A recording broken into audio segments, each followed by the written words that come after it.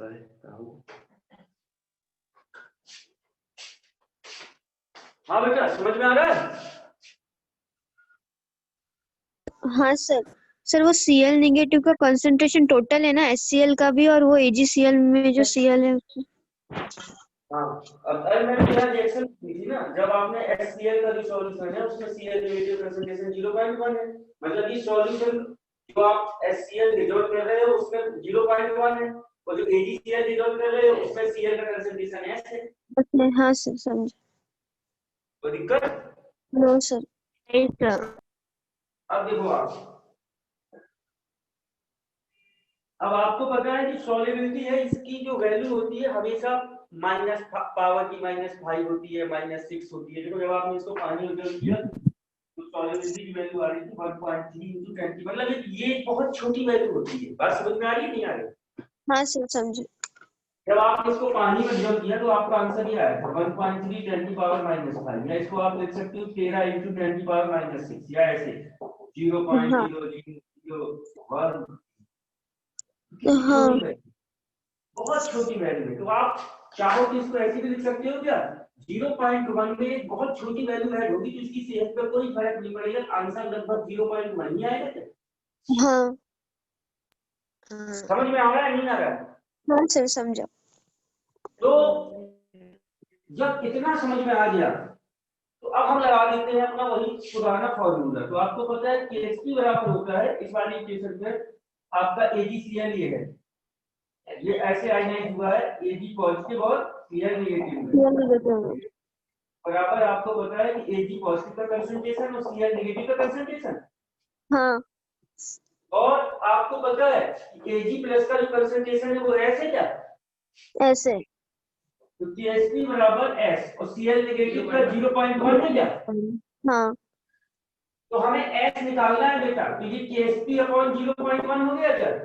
हाँ KHP की value कितनी दी है? 1.6 10⁻⁻10 हाँ डिवाइडेड। अपॉन 0.1, तो आपका जो आंसर आया वो 1.6 × 10⁻⁹ आया क्या? हाँ सर समझे। अभी अभी और समझो, आप जब आपने पानी में डिसॉल्व किया तो उस समय सॉल्युबिलिटी क्या आई थी? 1.3 × 10⁻⁵ आई थी, लेकिन जब हाँ HCl डिसॉल्व किया तो सॉल्युबिलिटी कम हो गई क्या? हाँ सर कम हो गई। Common an effect. की वजह से सॉल्युबिलिटी कम हो हाँ जाती है क्या? हाँ सर। समझा या नहीं समझा? हाँ सर समझा।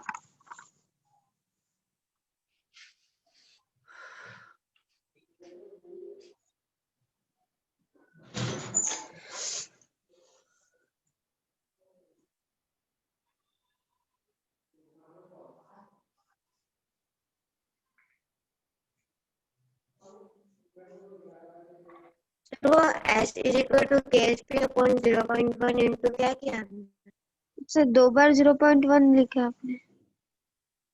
अरे बेटा दो बार यही बोला है, S बराबर ये हाँ होता है 0.1। 0.1, तो KHP की वैल्यू ये है और 0.1 नीचे था। हाँ सर। हाँ समझा।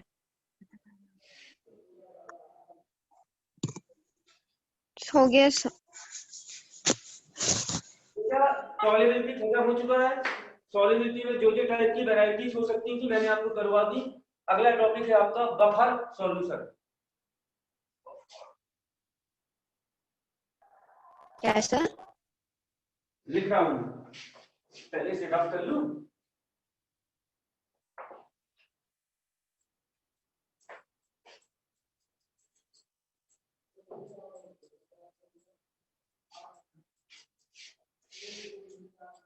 अगला टॉपिक है आपका बफर सॉल्यूशन।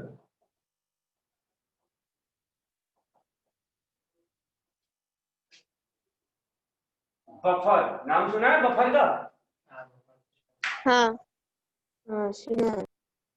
अब सुने आप, अब हम अपन इसको अच्छे से देखते हैं क्या होता है बफर सॉल्यूशन।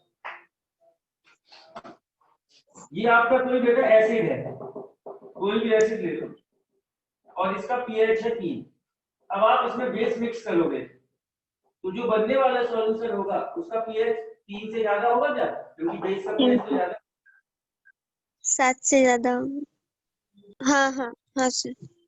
3 से बड़ी वैल्यू होगी ये हाँ तो, हाँ क्योंकि आपको पता है ये एसिड है, ये कम पीएच वाला है, ज्यादा पीएच वाला इसमें मिक्स करोगे तो आंसर जो आएगा जो मिक्सचर होगा उसकी वैल्यू 3 से ज्यादा होगी। समझा या नहीं हाँ समझा? हाँ सर समझे। सपोज करो आपका कोई ये बेस है और इसका पीएच है बेटा 12। बेस का पीएच तो आपको पता है 7 से 14 के बीच में होता है। अब आपने हाँ इसमें एसिड मिक्स किया और एसिड मिक्स किया तो जो आपका नया पीएच होगा वो 12 से कम होगा क्या? 12 से कम होगा हाँ। तो आपको पता है आप एसिड में बेस को मिक्स करो या बेस में एसिड को मिक्स करो, पीएच चेंज हो जाता है क्या? चेंज हो जाता है हाँ। तीसरी कंडीशन ये भी बन सकती थी, ये तो पहली कंडीशन, ये दूसरी कंडीशन।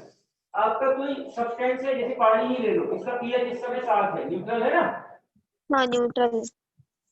आपने इसमें अगर एसिड डाला तो जो बनने वाला सॉल्यूशन होगा वो पीएच आपका 7 से कम हो जाएगा, अगर बेस डालोगे तो बनने वाले सॉल्यूशन पीएच 7 से ज्यादा हो जाएगा। हाँ सर। तो चाहे आप एसिड में बेस मिक्स करो तो भी पीएच चेंज होता है, बेस में एसिड मिक्स करो तो भी पीएच चेंज होता है, न्यूट्रल में एसिड मिक्स करो कोई न्यूट्रल सॉल्यूशन में तब भी पीएच चेंज होता है, और न्यूट्रल सॉल्यूशन में आप बेस मिक्स करो तब भी सॉल्यूशन चेंज होता है क्या? हाँ समझ में आ रहा है नहीं आ रहा? हाँ सर समझे।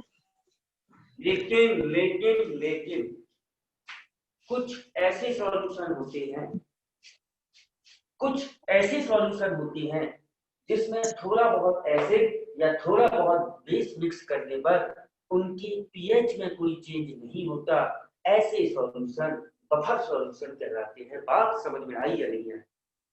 समझो सर हाँ। फिर से एक बार मैं रिपीट करूंगा, हमें यह बात पता है कि एसिड में बेस मिक्स करूं या बेस में एसिड मिक्स करूं पीएच चेंज हो जाता है, लेकिन कुछ ऐसे सॉल्यूशन होते हैं जिसमें थोड़ा बहुत एसिड या थोड़ा बहुत बेस डालने पर उनकी पीएच में कोई चेंज नहीं होता, ऐसे सॉल्यूशन बफर सॉल्यूशन कहलाते हैं। हमारा जो ब्लड है, ब्लड ये एक बफर सॉल्यूशन है।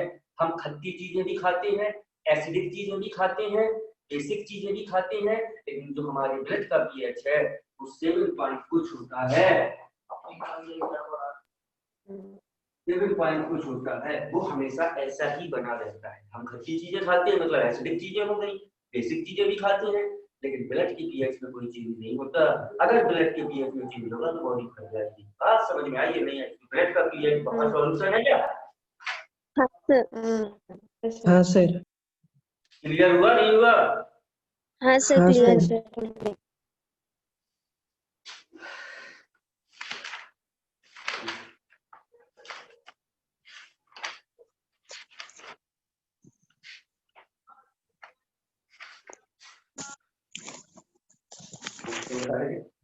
हाँ लिखें, बफर सॉल्यूशन में लिखें ए solution,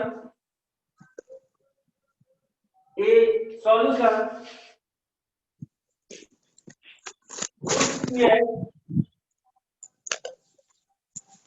a solution whose pH does not enter तो जो होता है disturb, a solution whose pH does not enter in the addition of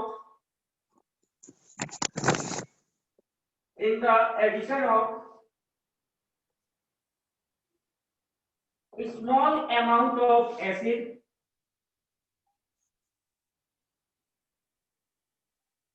or base।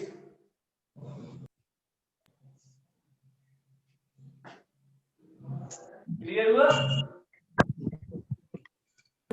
हाँ सर। ऐसा सॉल्यूशन जिसका pH small amount of acid या बेस को ऐड करने पर एल्टर मींस डिस्टर्ब नहीं होता, कांस्टेंट रहता है, ऐसा सॉल्यूशन बफर सॉल्यूशन किया जाता है। एक जाना पहचाने एग्जांपल रख लो आप। एग्जांपल में ह्यूमन ब्लड, जो हमारा ब्लड है वो भी एक तरह का बफर सॉल्यूशन है। ब्लड का पीएच जो होता है 7 पॉइंट कुछ होता है, कई किताबों में अलग अलग दिया है। 7 से बड़ी वैल्यू हो तो ब्लड को बेसिक नेचर का भी कहा जाता है, जो हमारा ब्लड होता है वो बेसिक नेचर का होता है, ये तो पता होगा आपको। हाँ सर। वैल्यू हो गई तो बेसिक नेचर हो गया, मतलब हर इसका ऐसा बेसिक।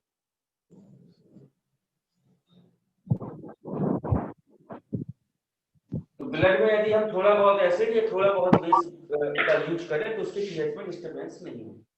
अगली हेडिंग है टाइप ऑफ बफर सॉल्यूशन।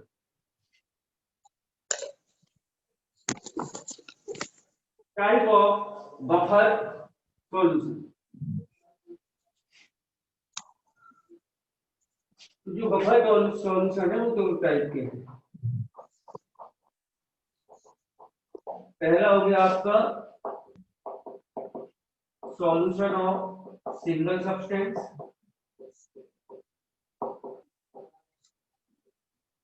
और अगला हो गया आपका सॉल्यूशन ऑफ मिक्सचर।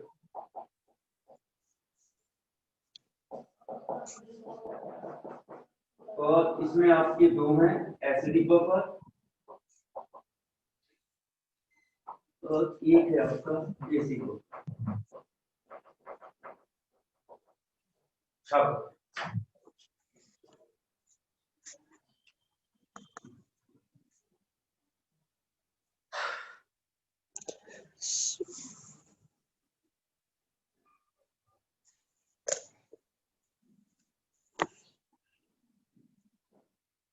हो गया सर।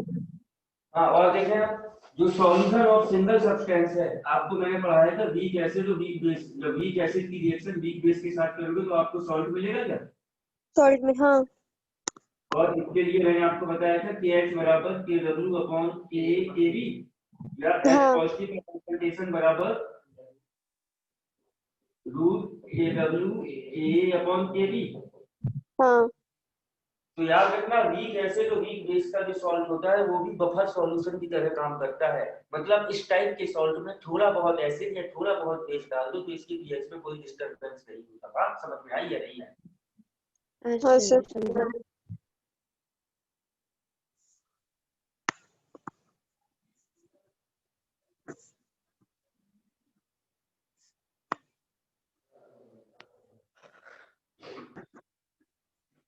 हो गया सर। अब आते हैं एसिडिक बफर में। तो देखो एसिडिक बफर क्या होता है, वीक एसिड, आपको वीक एसिड लेना है एंड वीक एसिड और स्ट्रॉन्ग बेस का सॉल्ट। ये वीक एसिड और स्ट्रॉन्ग बेस जब आपस में रिएक्शन करेंगे तो सॉल्ट मिलेगा।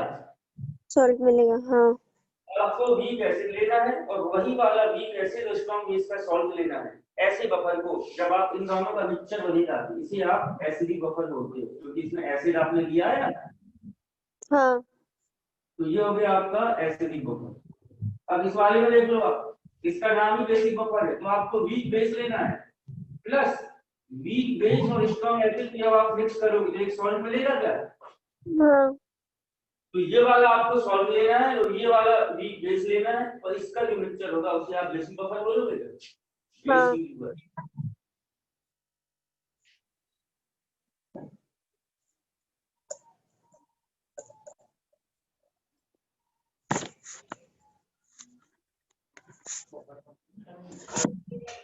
बफर सॉल्यूशन का नाम है, जैसे सॉल्ट सॉल्यूशन का नाम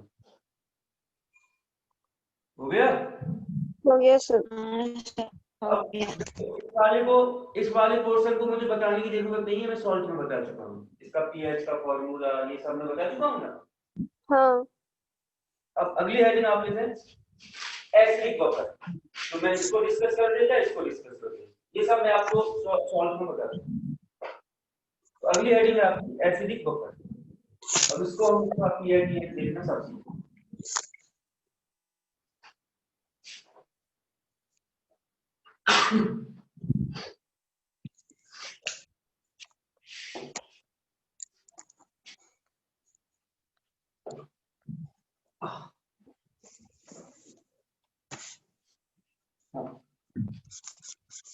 आपने हेडिंग लिखी होगी बेटा एसिडिक बफर।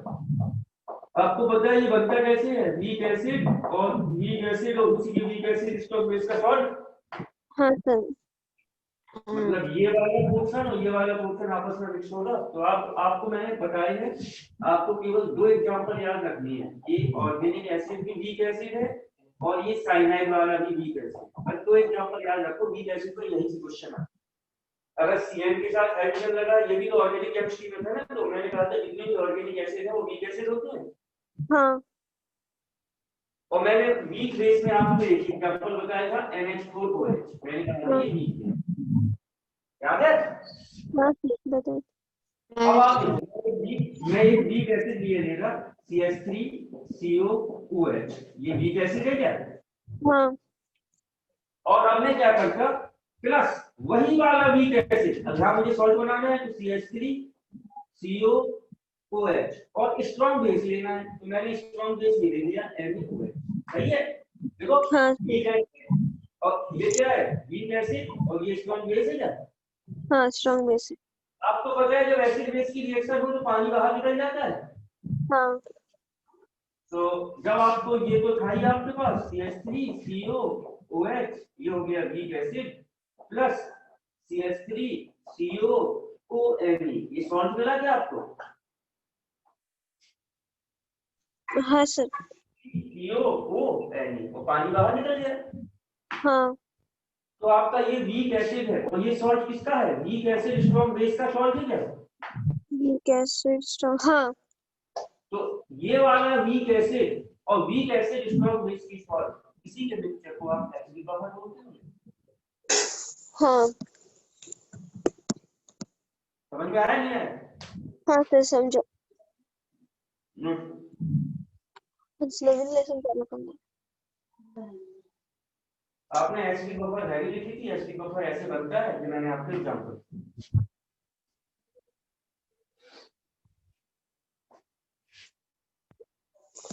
लवकर येते आज। हो गया सर। ग्रिल ग्रिल दिख रहा है क्या? ग्रिल क्या सर? वो आप क्या बोलते हो, कौन सा वर्ड है वो? ग्रिल, ग्रिल दिख रहा है? बोर्ड ग्रिल, पिलर, पिलर क्या बोलते हो उसको? ब्लर। हाँ, अब दिख रहा है बोर्ड या नहीं? 10 बजे आपको ब्लर दिखने लगता है? नहीं सर दिख रहा।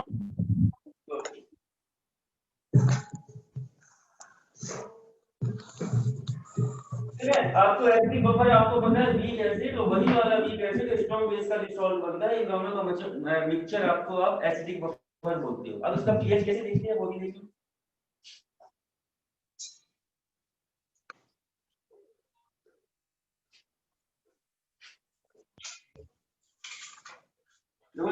ये आपका एसिडिक बफर था, ये वाला एसिड और ये वाला सॉल्ट,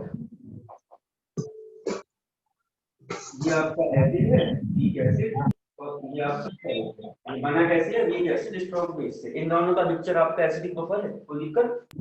नो सर। अब आपको पता है, देखो अब मैं इसकी एक ट्रिक बता रहा हूँ। अगर आपके सिलेबस में फॉर्मूले को निकालना है नहीं तो मैं उसमें टाइम बर्बाद करना नहीं चाहता, 2-3 पेज बार लिखूंगा, फिर वो जैसे मैंने सॉल्ट में आपको फॉर्मूले बताए ऐसे ही बफर में आपको फॉर्मूले बताए। तो आप देखो ये बफर कौन सा है? एसिडिक बफर है क्या? Acidic buffer. एसिड का मतलब क्या होता है? H पॉजिटिव या OH नेगेटिव? H positive. तो H पॉजिटिव का कंसंट्रेशन बराबर, अब एसिड का आयनाइजेशन कांस्टेंट कौन होता है? Ka या Kb? Ka होता है, एसिड है। एसिड का कंसंट्रेशन बराबर Ka। अब इसमें कौन कौन है? एसिड है और सॉल्ट है, तो एसिड की बात हो रही तो एसिड ऊपर लिखने का, concentration of acid upon concentration of salt. ठीक, समझ में आई या नहीं आई? कैसे? हाँ फिर से सुने, ठीक, एसिडिक बफर है, एसिड का मतलब होता है H पॉजिटिव, तो एसिडिक बफर के लिए फार्मूला होता है H पॉजिटिव, एसिड का कांस्टेंट होता है Ka, तो H पॉजिटिव का कंसंट्रेशन बराबर Ka concentration of acid upon concentration of salt. इसमें एसिड है और सॉल्ट है। हाँ हाँ।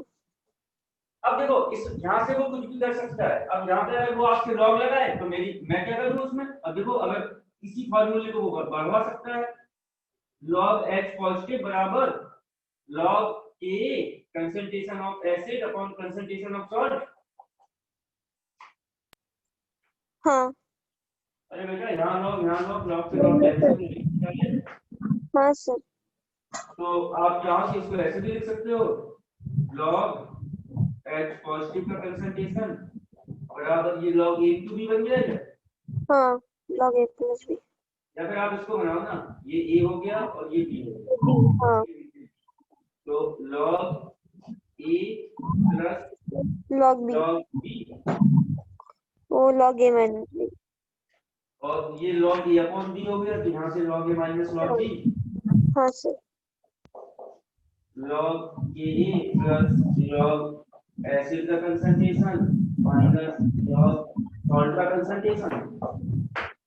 हाँ अब आपको पता है मुझे pH निकालना है, तो pH बराबर होता है माइनस log H पॉजिटिव, तो मैं माइनस का पूरी इक्वेशन में मल्टीप्लाई कर देता हूं, ठीक है। हाँ सर। तो ये तो बन गया मेरा माइनस log H पॉजिटिव बराबर ये बन गया मेरा माइनस log A, सही है। हाँ अब यहाँ पर मुझे माइनस log, एसिड है।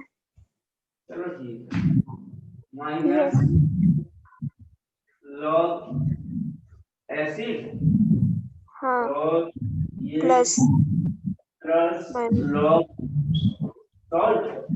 हाँ मैं चाहूँ तो इसको ऐसे भी लिख सकता हूँ, pH बराबर pKa हाँ प्लस log सॉल्ट का कंसंट्रेशन अपॉन एसिड का concentration, log A upon B, log A minus log B होगा sir. log a minus log b। हाँ सर। तो आपको ये लाइन याद है तो आप उसके ये भी पूछ सकता है, ये भी पूछ सकता है, ये भी पूछ सकता है, ये वाले से समझ में आया नहीं आया? हाँ सर समझो। तो हमें केवल ये याद रखनी है, ये है हमारी मेन लाइन। अब यहाँ से तो साइड लाइन कई बनती है, H पॉजिटिव का कंसंट्रेशन बराबर K, ये एसिडिक बफर के लिए फॉर्मूला है। कोई दिक्कत? No sir. No, sir. Mobile use आता नहीं।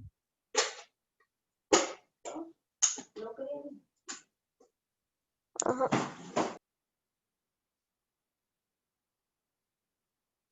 कल आपका ये चैप्टर इंडिकेटर अकेला बचा है, बफर भी आपका खत्म ही हो गया, मुझे बस 2-4 क्वेश्चन करवाऊंगा और इंडिकेटर बचा है। कल आपका ये चैप्टर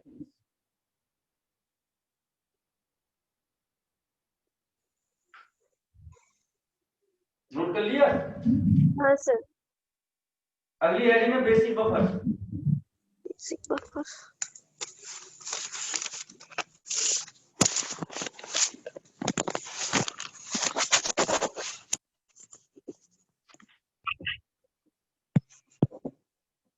लिख लिया सर।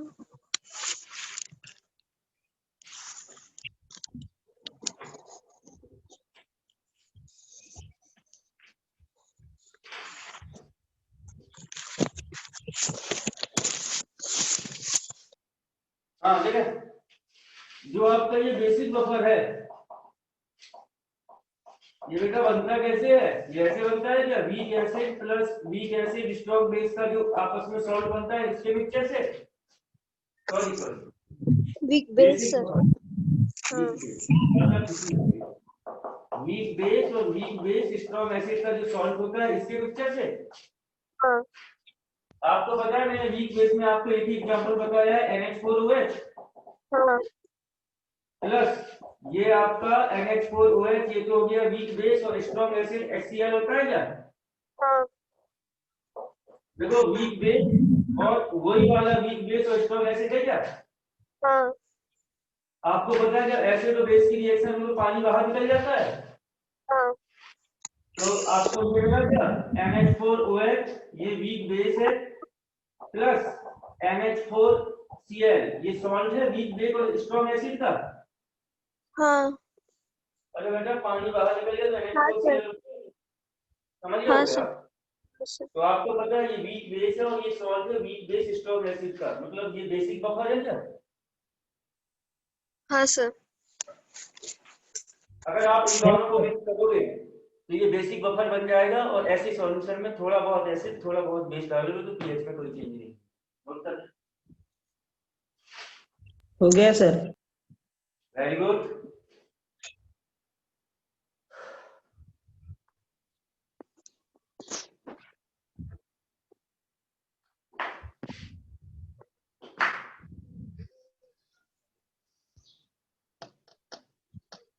कल आपका ये चैप्टर खत्म है। अगर आपको पीरियोडिक टेबल पूरी याद नहीं है तो आपको मुझे 12-13 चैप्टर करवाने हैं, मतलब आपके इनऑर्गेनिक में 15 चैप्टर हैं। अब मैं पूरे खत्म करूंगा, 11 12 सब, मतलब जेई पूरा दोनों को पार्ट खत्म करूंगा। और इसमें थ्योरी ही थ्योरी है। अगर किसी बच्चे का न्यूमेरिकल कमजोर है, प्रोडक्ट एप्लीकेशन अच्छा है, तो उसके लिए इनऑर्गेनिक बेस्ट होती है। याद रखो, बस टोला लगाओ, घर आ जाओ। उसके लिए पीरियोडिक टेबल पूरी ग्रुप वाइज रखी होनी चाहिए। अगर आपको पीरियोडिक टेबल याद नहीं है, तो आप 15 चैप्टर, मतलब अगले 3 महीने आप कुछ नहीं करोगे, बस बैठे रहोगे।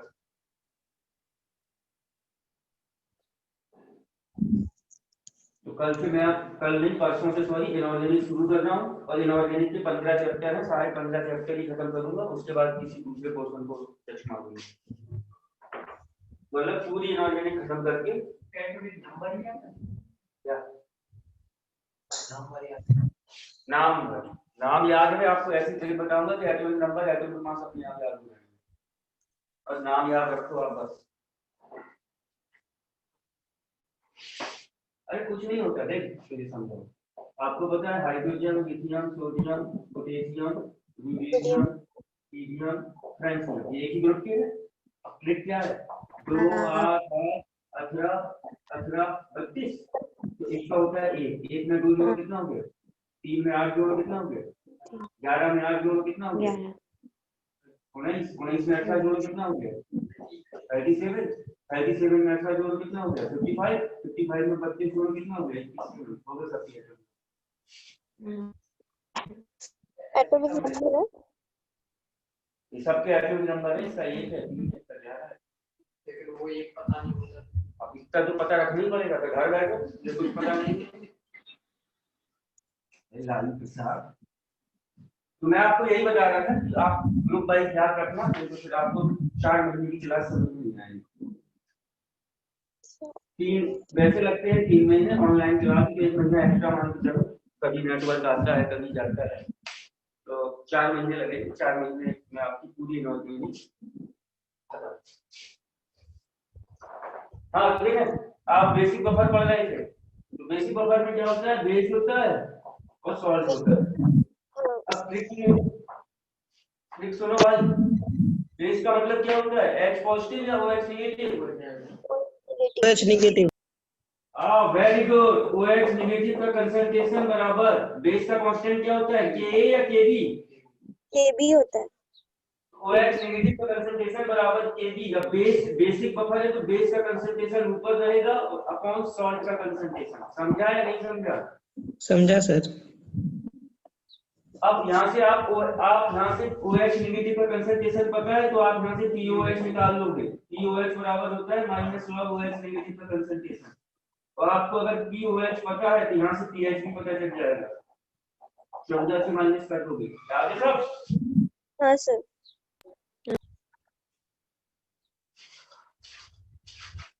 तो असली लाइन ये है, उसमें भी असली लाइन वो थी, और उससे उससे कई लाइनें बन रही हैं। तो ये आपकी प्रैक्टिस पे डिपेंड करेगा। हाँ सर। अब वो इसमें आपको कंफ्यूज, अब वो आपसे ऐसे भी कर सकता है। देखो जरा, आपको पता है H पॉजिटिव OH नेगेटिव का कंसंट्रेशन बराबर Kw होता है क्या? Kw। तो OH नेगेटिव का कंसंट्रेशन बराबर Kw की वैल्यू होती है 10⁻⁴ अपॉन H पॉजिटिव। हाँ। तो आप इसकी जगह 10⁻⁴ अपॉन H पॉजिटिव लिख सकते हो। हाँ लिख सकते हैं। तो 10⁻⁴ अपॉन H पॉजिटिव बराबर Kb concentration of base upon concentration of salt. हाँ। या H पॉजिटिव का कंसंट्रेशन बराबर OH नेगेटिव।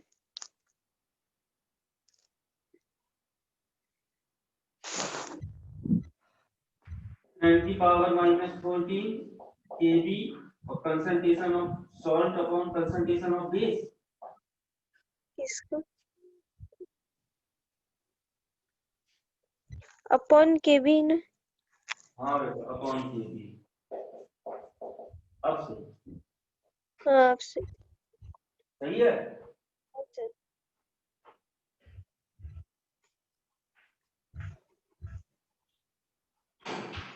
हो गया? हाँ सर। अब देखो आप इसको ऐसे भी लिख सकते हो H पॉजिटिव अपॉन 10 की पावर -14 बराबर सॉल्ट का कंसंट्रेशन और बेस का। Kb और बेस का कंसंट्रेशन।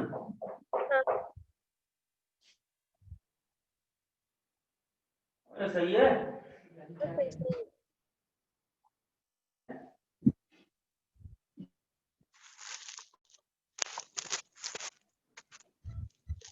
समझ में आ रहा है नहीं आ रहा? हाँ सर समझा।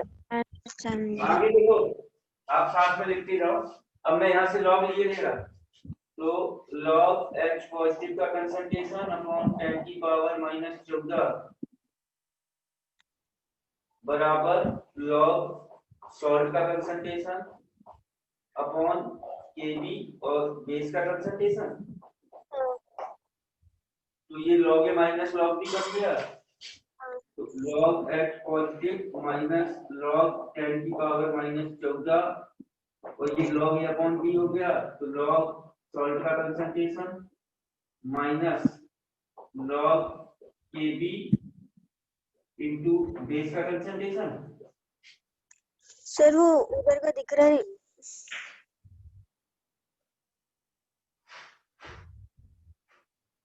चलो फिर मुझे आपको बेटा यही बताना था। अब यहाँ से तो फिर बहुत चीजें बनेंगी। असली फॉर्मूला ये है। समझ में आया नहीं आया?